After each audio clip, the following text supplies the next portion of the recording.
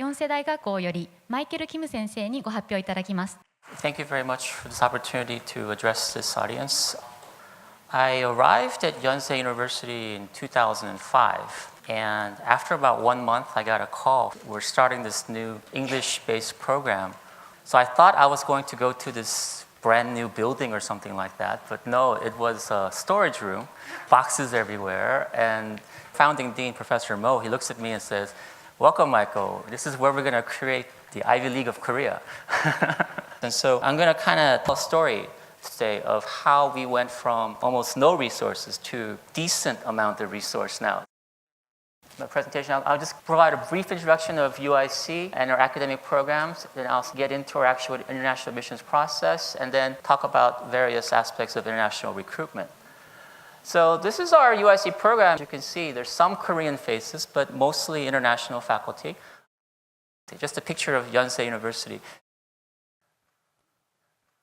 So we have about 20,000 undergraduates, 11,000 graduate students, about 1,700 international students, and then add another 600 exchange students, and then 500 students that are currently studying in English-based programs, both at the master's and the undergraduate levels. We're trying to become like a liberal arts college, but we're actually within one of the largest research universities in Korea, which is actually quite a challenge because most of the university is very research-focused. We were established in 2005. It was the first semester we actually launched the program. And we accepted 98 students in 2006, 58 of which were what we call quota students. We had 7 international students when we first started. We were not really thinking about making the program into something for international students, but as a couple of years went by, more and more started to come. We started to realize, well, this is actually an important area that we need to focus on. And so we started with 5 majors. 2 of them are actually our regular department. We didn't really hire all these professors. We just tried to use the existing professors and try to incentivize. Later, we moved part of our program into the Seongdo campus, which houses 5,000 students. But the Korean government allowed us to have this new campus, but they wouldn't let us have any new students because Yonsei already has our maximum quota. And so all of a sudden, Yonsei had to create this entire international program with no ability to take new students, no Korean students. And that means you have to take international students. So our university then decided to expand us. Currently, we have about 100 affiliated faculty. Of that number, 60 are fully appointed to only UIC. They're all tenure track. We tend to hire tenure track, and we also give them a housing package. And the majority are international faculty. We don't hire very many Koreans. Our foreign faculty are mostly in what we call the common curriculum, not in the major. Most of the major teaching is done by Korean professors. We're sort of dividing the labor. We're predominantly now based on the international campus. You can see by faculty by fields. With so many people doing fields that are not popular among the students. Being in Korea, most of our students are not taught at a high level in high school in English. And so they're going to need extra support. They're going to need to have a different type of format for classes. And that's actually what you need to recreate. You need to have that seminar style, maybe 15, 20 students with a professor who's willing to challenge their English. And after a year or 2, we almost work miracles with many of our students. I think the cornerstone of creating a successful English program here in Asia is actually to bring in lots of international faculty and to make sure that they're teaching small classes and that if the students aren't crying, then you're not trying. Okay, so I'll just go briefly. This is what we call a common curriculum. It's mostly based on world history. We teach these UIC seminars so that students can continue to encounter that small classroom environment. Every freshman will take a class, maybe 15 students with a professor where they focus on intensive writing. Normally in America, this is done by adjuncts, but in our program, all of our professors do. We have all these majors. So when we first started, we had more typical majors that were like economics, political science. But then once we had this new program in Seongdo, we created all these sort of interdisciplinary majors. We have now 1,660 students as of fall 2015. We matriculate 500 a year, so we're going to grow very quickly to over 2,000 students. International students, so mostly from Asia, also North America and others. We have an acceptance rate of maybe around 30-40% of our applicant pool, and the matriculation rate would be around 20-30% of the numbers. So if you add our ethnic Koreans, we actually have 350 international students coming from 50 countries, and it's growing every year. So I'll now go talk about the admissions process a little bit. We do it very much like an American university, but as being a Korean university, for undergraduate admissions, we have to have professors involved. Our staff do pre-screening, and so much of the issues of international admissions is actually about research. We do dedicate a staff person full-time researching different high schools, and then we create a database of what we discover. Actually, this is very valuable. And then the interview is very important to figure out who they are and to check their general English level, also their motivation. And of course, this is all done by professors. Because we have our own international faculty, over the past 10 years, now we have several of our full-time professors who are actually experts on China. Well, this person is expert on Vietnam. This person is expert on Thailand, because they've actually traveled and visited some of the schools. They're able to build up competencies. Without this built-in base of people, it's almost mission impossible, because international admissions requires sort of like specialists. Okay, and then we do have an online application process. Now everything's inputted by our website. What we do with the scholarship is maybe a little bit different in that we target them. We tend to give scholarships to the same schools every year.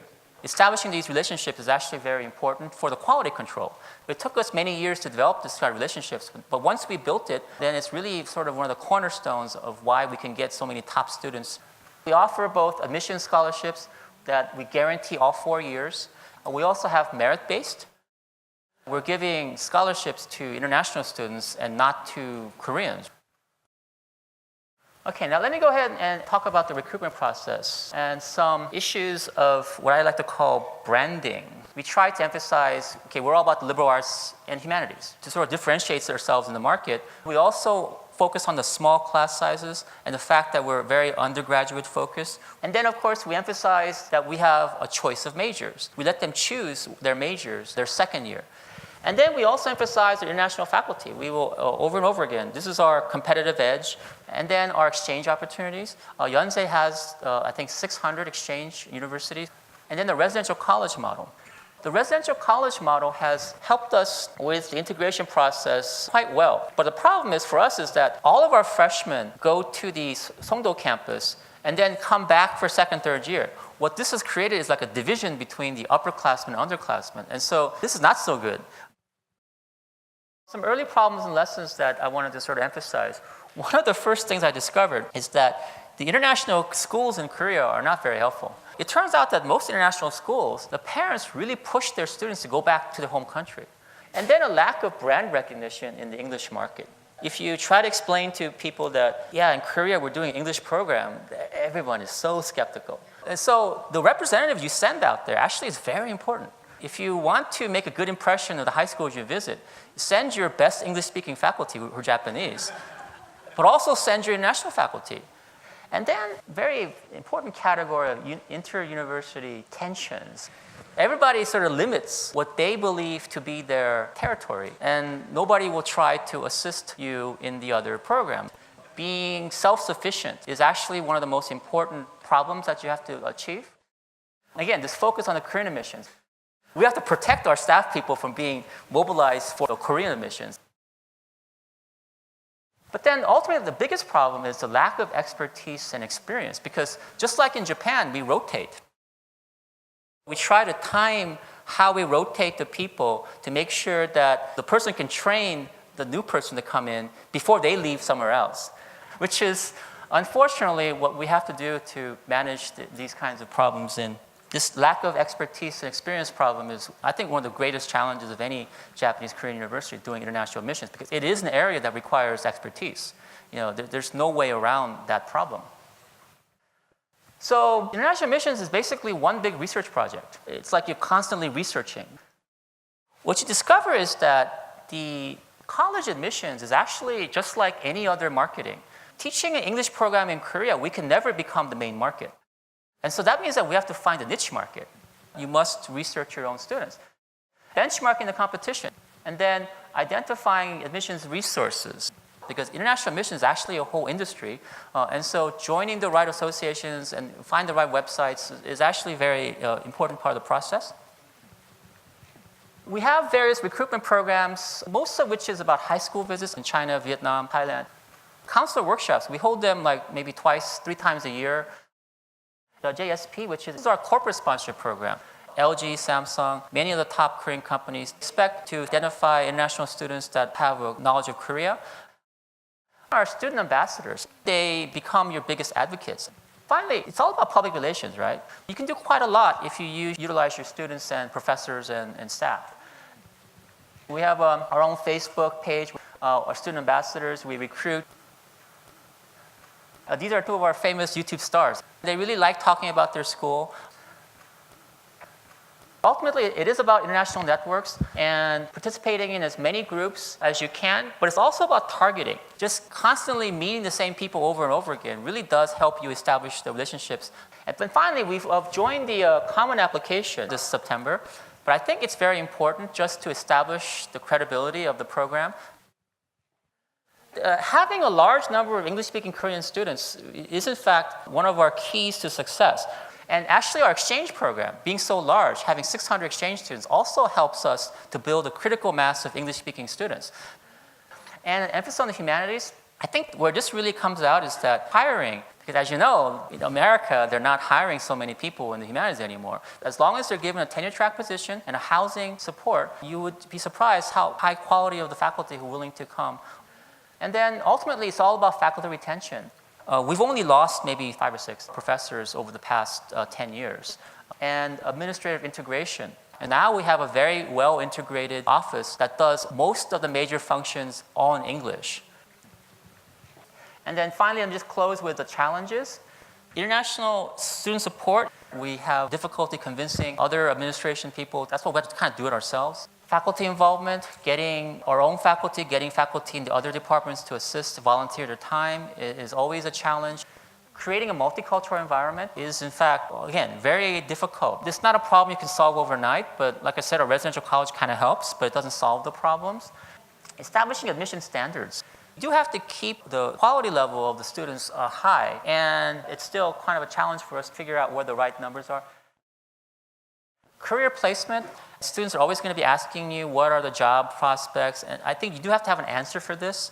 And then again, inter-university cooperation. The larger you get, the more tensions are going to appear, and there's going to be all kinds of sort of problems of coordinating between different units, and that still today is one of our challenges that we face.